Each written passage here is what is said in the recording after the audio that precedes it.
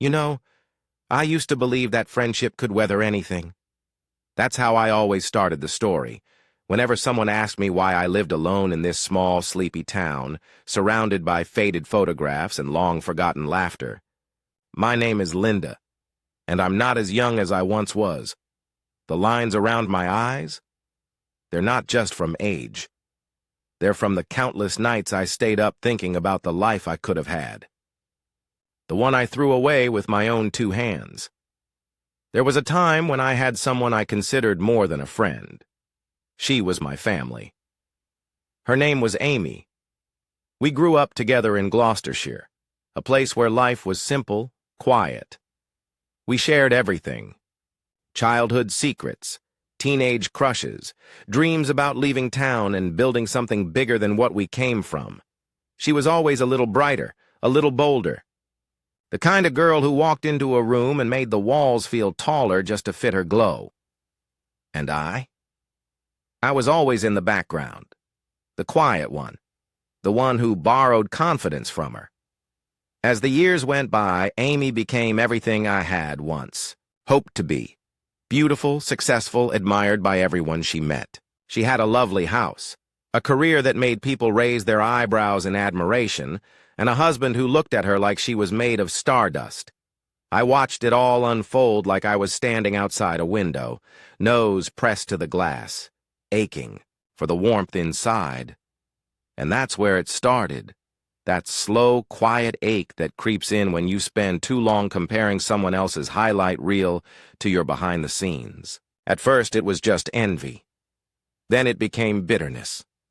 And before I knew it, it became something far darker, a need to take what wasn't mine, not just the life she lived, but the man who loved her. Looking back now, I wonder if things would have been different had I just spoken up, told her I felt left behind, told her I didn't need her money, her help, or her pity, just her friendship the way it used to be. But pride is a tricky thing.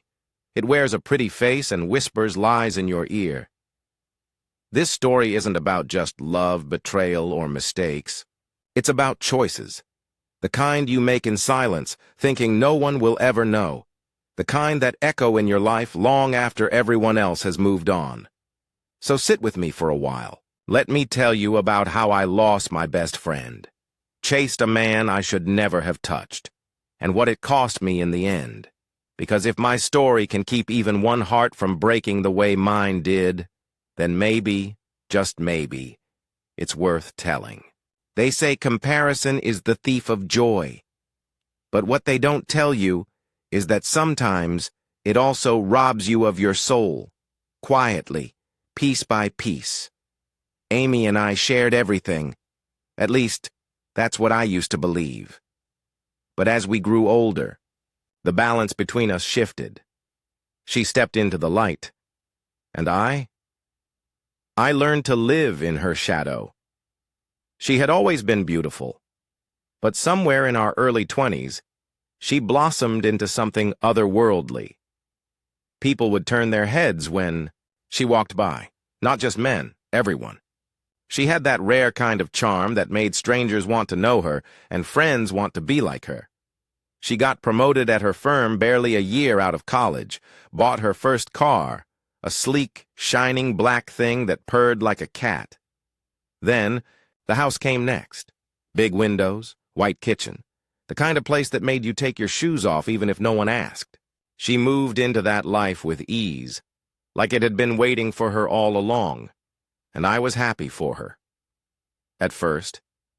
But you see, when your own life feels small, when your job feels like a dead end, your clothes outdated, your apartment too drafty, and too lonely, it's hard not to let that happiness turn sour. I started noticing things, like the way people looked at her, then looked past me, or how she always offered to pay for lunch, not because I asked her to, but because, well, maybe. She thought I couldn't afford it. Maybe I couldn't. She never said anything unkind. She never bragged. That was the worst part. Amy was generous, fair, kind, even in all her privilege.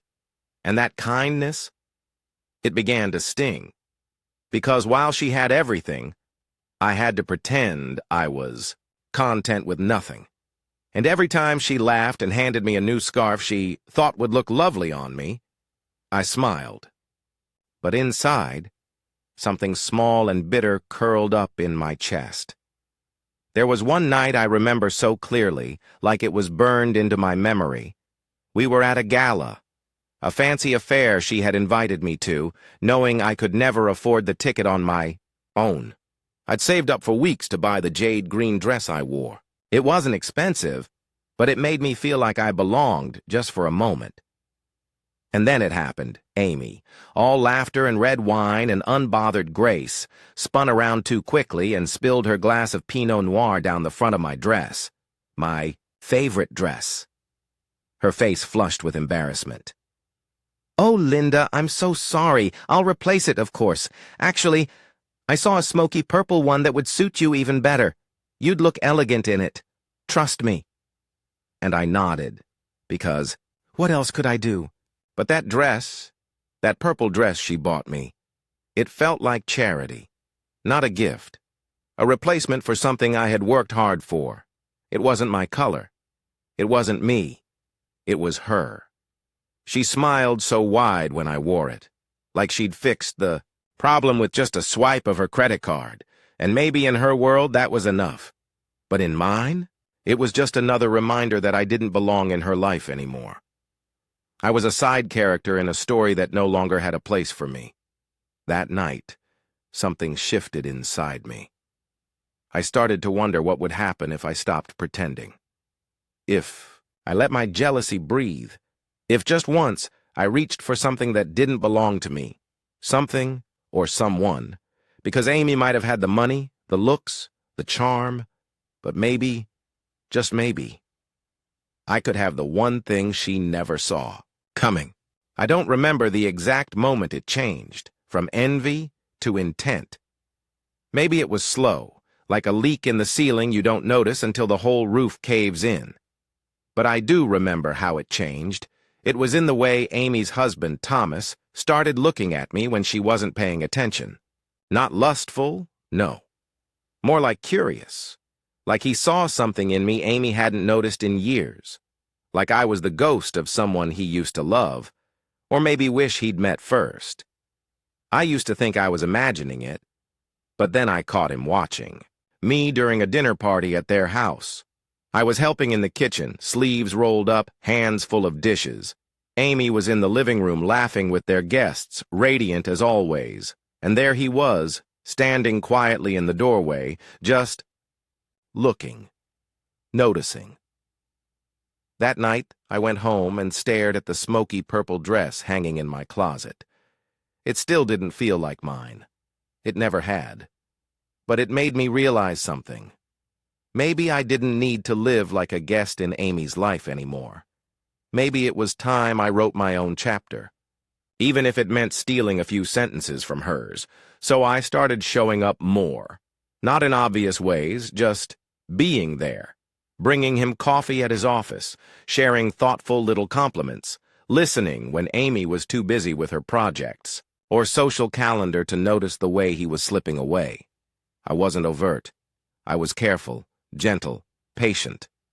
I studied him, knew what made him laugh, what stressed him out, what kind of music he played when he thought no one was listening. I made myself easy to be around, easier than Amy with her perfection and her expectations. I told myself I was being a friend, but in truth I was laying bricks down a road I shouldn't have been walking. It didn't take long for the emotional bond to grow. Thomas began to confide in me, about work, about Amy, about how he sometimes felt invisible in his own marriage. And me? I leaned in, just enough to make space for us to exist in a world where Amy didn't. At first, I felt guilty. There were moments where I'd wake up in a cold sweat, wondering what I was doing. But then I'd remember how Amy had everything. Everything. And I had... what? A job I barely tolerated. A flat that smelled like mildew in the winter. And a heart so full of emptiness, it hurt to carry around. For once, I wanted something to be mine. truly mine, and Thomas.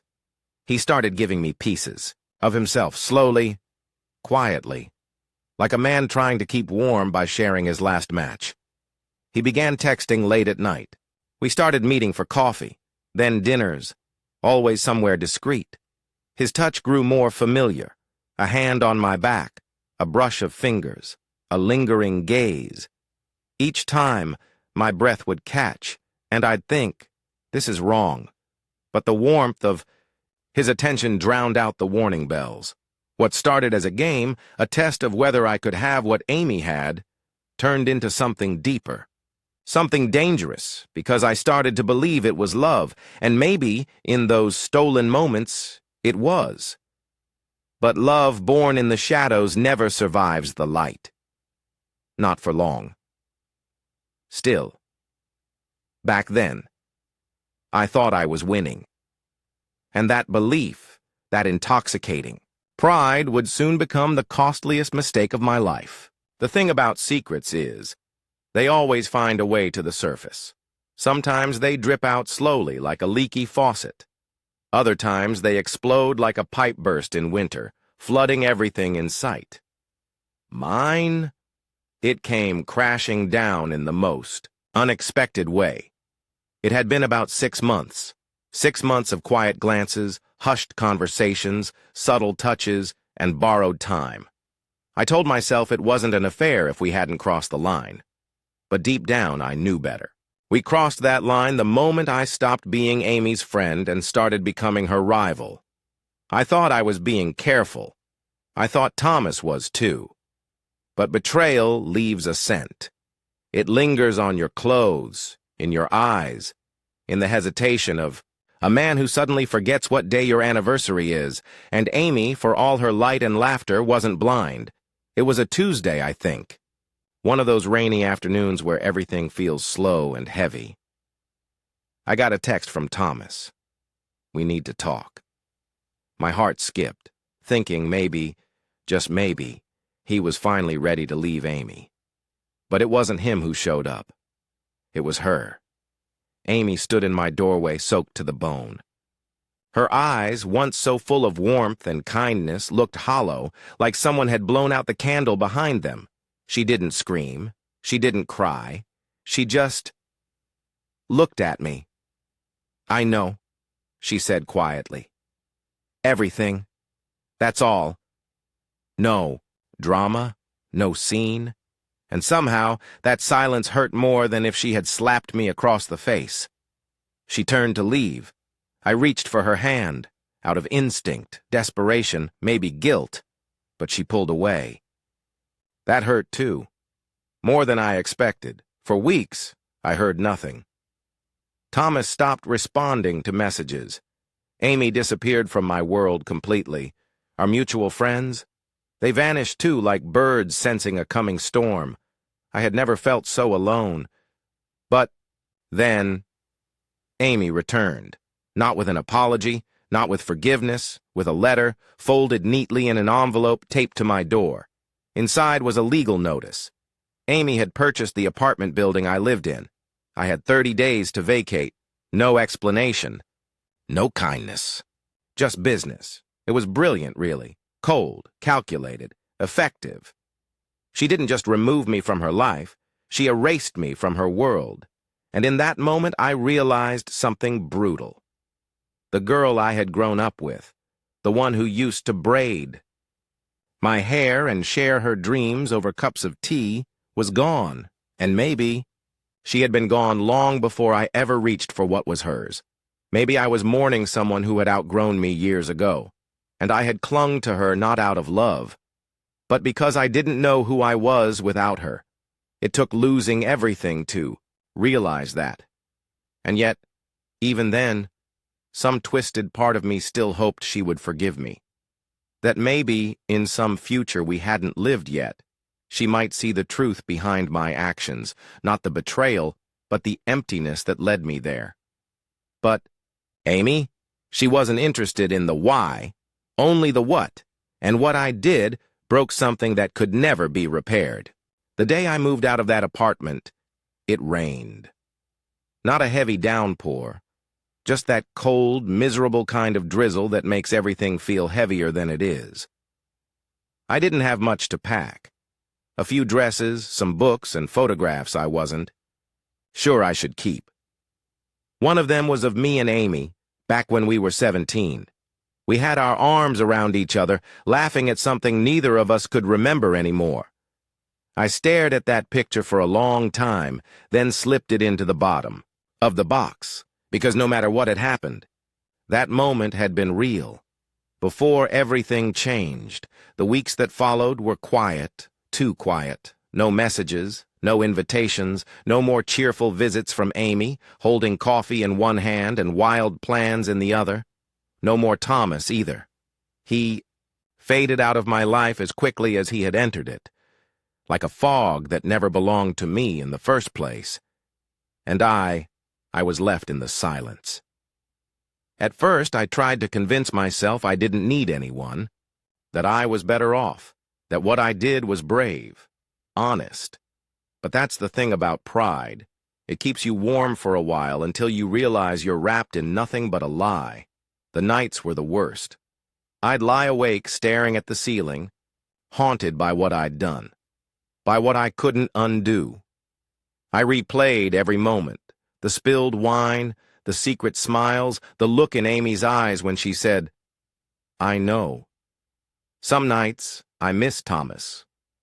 But most nights, I missed her, Amy, her sudden laugh, her way of listening like nothing else in the world mattered, the way she always believed in me, even when I didn't believe in myself, and I broke that. For what? A relationship that didn't last, a fantasy that turned to dust, a victory that left nothing but ruins in its place.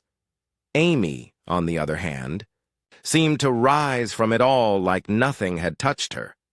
I saw glimpses of her life through mutual acquaintances and social media. She got a promotion, then another. Her firm featured her in a magazine. Women Who Lead with Grace. The irony stung. She traveled, dined with friends, moved into a new home that looked like something out of a design catalog, surrounded herself with people who adored her. She moved on, and I stayed stuck, not because I couldn't move forward, but because I didn't know how. The guilt I carried was like an anchor, dragging behind me with every step, and the silence between us became a canyon I didn't know how to cross. No matter how much I wanted to rewind time, to undo the damage, to take back that first glance, that first moment of selfishness, it was too late. The truth is, once trust is broken, some things can never be mended, and no matter how much I tried to rebuild myself, I was still haunted by the girl who used to be Amy's best friend, and what she had done. Time has a strange way of softening things. Wounds scab over, anger fades, but regret? Regret is like a quiet house guest. It doesn't leave. It just settles into the corners of your life, always there, always watching.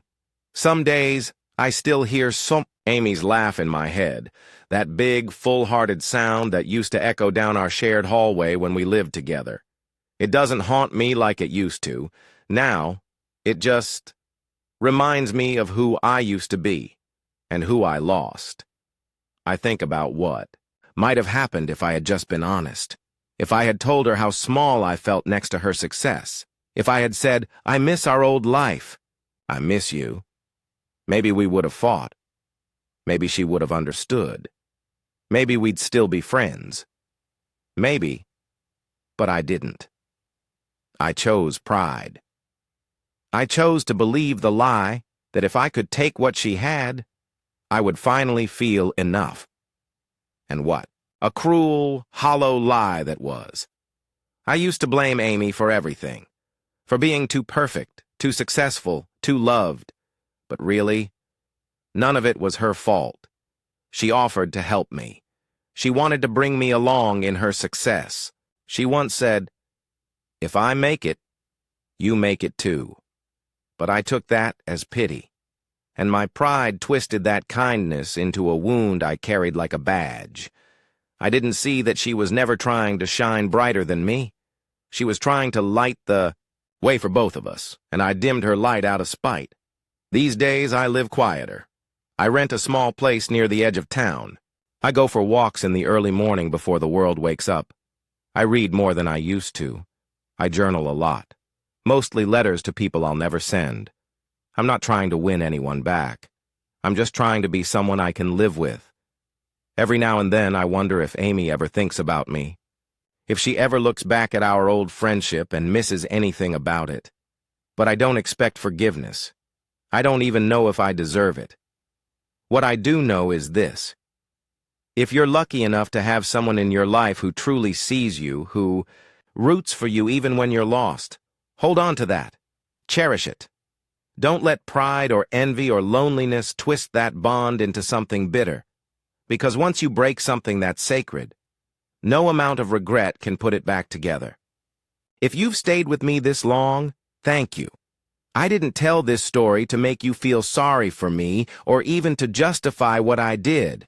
I told it because sometimes the biggest lessons in life come wrapped in pain, wrapped in choices we can't take back. I lost my best friend, not because she changed, but because I did. I let jealousy guide my steps. I let pride silence my voice. And I let a beautiful, rare friendship slip through my fingers, because I couldn't see how rich I already was just having her in my life. And if you're listening to this, maybe you've felt it too.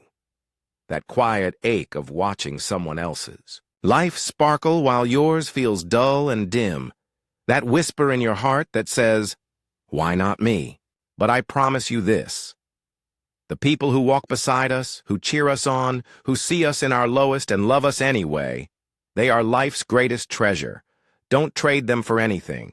Not love, not attention, not the illusion of winning. Because when the noise fades and the lights go out, it's those connections, those real, raw, imperfect relationships that give life meaning. If I could go back, I would have chosen differently. I would have stood by her instead of standing in her shadow. I would have loved her for who she was, and worked harder to love myself for who I was too. But life doesn't always offer second chances. So I offer this story to you in the hope that you'll choose better. So that one day, years from now, you won't be sitting alone like me, telling a story of what you lost but holding on to what you still have. And if there's someone in your life right now you've grown distant from, someone you once laughed with, dreamed with, loved like family, call them, forgive them, or let them forgive you. Because sometimes what's broken can be mended, and sometimes the story isn't over yet.